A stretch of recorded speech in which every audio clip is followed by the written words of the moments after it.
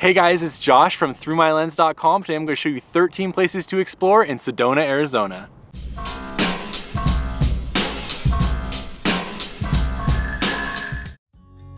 Sedona is a desert town located 2 hours north of Phoenix, which is famous for its red rock buttes and all of its outdoor adventures. I've been going there for years, and here are some of my favorite spots to explore in Sedona, Arizona. First up on this list is the Red Rock Scenic Byway. If you only have a little time in Sedona, then the best thing to do is to drive the Red Rock Scenic Byway. This stretch of 14 miles goes right through the heart of Sedona and shows you some of the area's best mountains and buttes like Bell Rock, Cathedral Rock, and Courthouse Butte, which are main draws for visitors. Make sure to pull over at a few of the viewpoints as well for great photo opportunities. Recommendation number 2 is Chapel of the Holy Cross. Chapel of the Holy Cross is one of the most popular stops in Sedona. It was built in the 1950s, and it's a Roman Catholic church that has won many awards for its unique architecture. When it's open, you can walk into the chapel and see the amazing cross with the beautiful window views that spotlight some of the area's best landmarks. Of course, the best view of the chapel is from the bottom though, looking up at the amazing church that seems to come right out of the rock. It was even voted one of the 7 man-made wonders of Arizona in 2007. Stop number 3 is Montezuma Castle. Located about 15 miles south of Sedona, Montezuma's Castle is a quick stop, but one that many visitors choose to go on while visiting the city. This national monument protects a Native American cliff dwelling used between 1100 and 1400 AD. You can't go inside of it or anything, but it's still amazing to see from the viewing area below and well worth a short excursion out of the city. These next few recommendations are hikes, since that's one of the main reasons that people come to Sedona. First up, Cathedral Rock is one of my favorite hikes in the area, especially for sunset. This short but incredibly steep hike takes you up to the base of Cathedral Rock and to a viewing area that you've probably seen before online.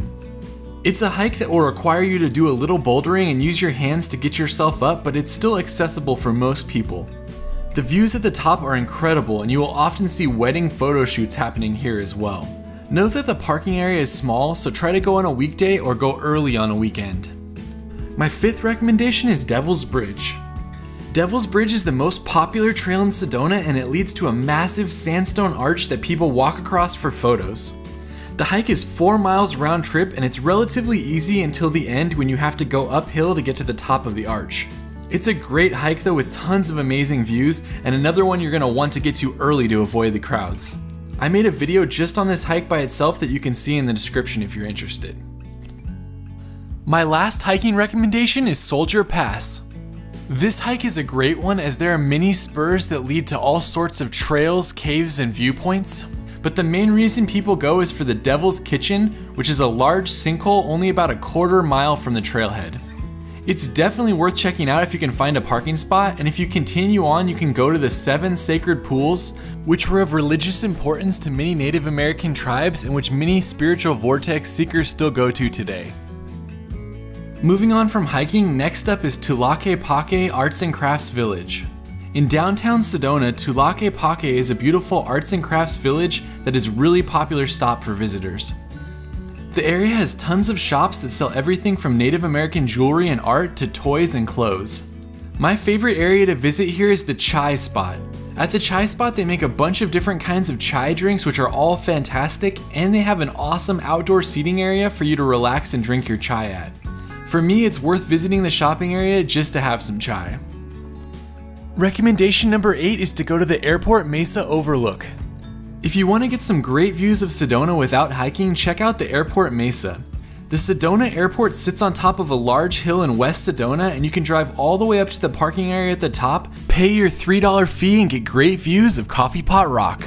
About halfway up the mesa, there's also a pullout with about 6 parking spots. If you're able to find a parking spot there, there's a short trail that will take you up a small hill with amazing views in both directions of Sedona's popular landmarks like Bell Rock.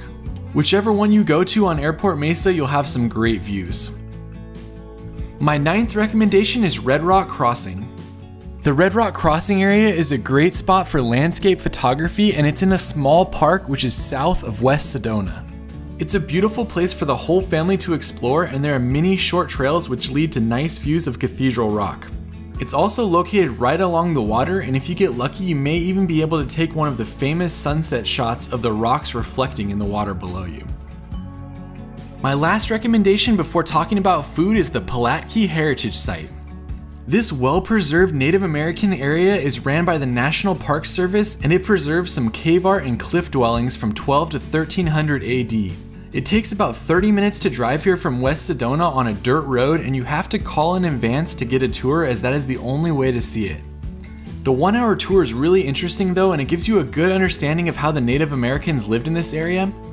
To me, the cave art was especially impressive to see, and it's definitely an interesting spot to visit in Sedona. Alright, now let's jump into food. This is by no means an exhaustive list, but it's some of my favorite spots. Let me know what yours are in the comments.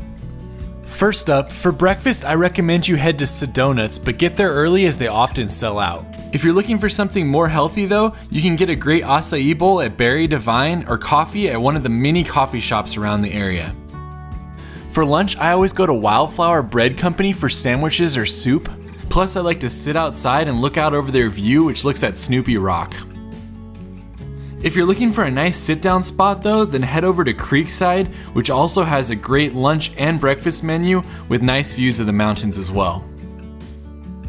Lastly, for dinner, I like Picazzo's Healthy Italian Kitchen in West Sedona, as it has a great menu of options for vegans, vegetarians, gluten-free, and meat eaters. Hideaway House is another great spot that has good pizzas and nice views, but if I could only pick one restaurant for dinner, I'd pick Elote Cafe. If you want to go there, get there at least 45 minutes before they open, as they don't take reservations and the line always fills up fast. It's easily the best food I had in Sedona, and I highly recommend the wait, as it's for sure worth it. Order the Elote appetizer and you can thank me later. Thanks so much for exploring Sedona with me. Hopefully you found a new spot to check out next time you're in the area. Let me know what I left off in the comments, and you can go to throughmylens.com for more. We will see you on the next video.